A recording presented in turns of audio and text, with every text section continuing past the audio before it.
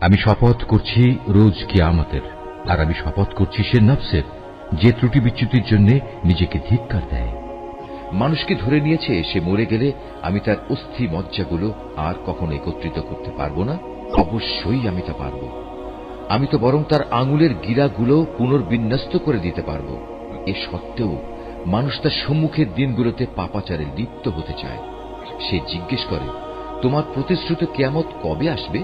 তুমি বলো, যেদিন সবার দৃষ্টি ধাঁধাযুক্ত হয়ে যাবে, যেদিন চাঁদ নিষ্প্রভ হয়ে যাবে, যেদিন চাঁদ ও সূরজ একাকার হয়ে যাবে।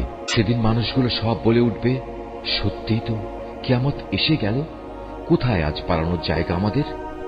ঘোষণা আসবে, না, আজ পালাবার জায়গা নেই, নেই কোনো আশ্রয়স্থল।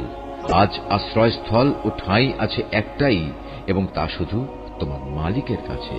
সেদিন প্রতিটি মানুষকে খুলে খুলে জানিয়ে দেয়া হবে কি কাজ নিয়ে সে আজ হাজির হয়েছে আর কি কাজ সে পেছনে রেখে এসেছে। মানুষরা মূলত নিজেদের কাজকর্মের ব্যাপারে নিজেরাই সম্যক অবগত, যদিও সে নিজের সপক্ষে বিভিন্ন অজুহাত পেশ করতে চাইবে। হে নবী, তুমি দ্রুত ওহী মুখস্থ করার চেষ্টা করে তোমার জিহ্বা নাড়িও না। এর একত্র করা ও ঠিকমতো তোমাকে পড়িয়ে দেওয়ার দায়িত্ব আমার উপর।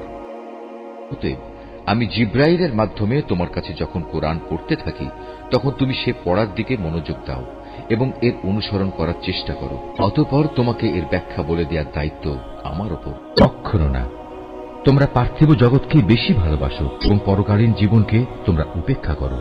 সেদিন কিছু সংখ্যক মানুষের চেহারা উজ্জ্বল আলোয় ভরে উঠবে। এ ভাগ্যবান ব্যক্তিরা তাদের মালিকের দিকে তাকিয়ে থাকবে।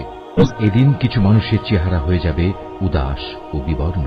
তারা ভাবতে থাকবে, এক্ষুনি বুঝি তাদের সাথে কোমর বিচূর্ণকারী আযাবের আচরণ শুরু করা হবে। কখনো নয়। মানুষের প্রাণ যখন তার কণ্ঠনালী পর্যন্ত এসে যাবে, তাকে বলা হবে, এই বিপদের সময় জাদুটোনা ও ঝাড়ফুঁক দেওয়ার মতো কেউ কি আছে? সে তখন ঠিক মতোই বুঝে নেবে পৃথিবী থেকে এখন তার বিদায় নেবার পালা। আর এভাবেই তার এই জীবনের শেষ পা পরের জীবনের প্রথম পার সাথে জড়িয়ে যাবে। আর সেই দিনটিই হবে তোমার মালিকের দিকে তার অনন্ত যাত্রার প্রথম সময়ে। আসলে এই জাহান্নামী ব্যক্তিটি সত্য স্বীকার করেনি এবং সত্যের দাবি মোতাবেক সে নামাজ প্রতিষ্ঠা করেনি, বরং তার বদলে সে সত্যকে মিথ্যা প্রতিপন্ন করেছে এবং সত্য থেকে সে মুখ ফিরিয়ে নিয়েছে। সে অত্যন্ত দম্ভ ও অহমিকা ভরে নিজের পরিবার পরিজনের কাছে ফিরে গেল। আল্লাহ তাআলা বলবেন, হ্যাঁ, এ পরিণাম ঠিক তোমাকেই মানায় এবং এটা তোমারই প্রাপ্য। অতঃপর এ আচরণ তোমারই সাজে, এটা তোমার জন্যই মানায়।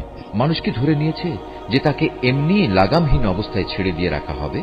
সে কি এক সময় এক ফোঁটা স্খলিত শুক্র বিন্দুর অংশ ছিল না? তারপর এক পর্যায়ে তা হল রক্তপিণ্ড। অতঃপর আল্লাহ তাআলা তাকে দেহ সৃষ্টি করে সুবিন্যস্ত করলেন। এরপর আল্লাহ তাআলা সে অবস্থা থেকে নারী পুরুষের জোড়া পয়দা করেছেন। এরপরেও তোমরা কি মনে করো আল্লাহ তাআলা মৃতদের পুনরুজ্জীবিত করতে সক্ষম হবেন না?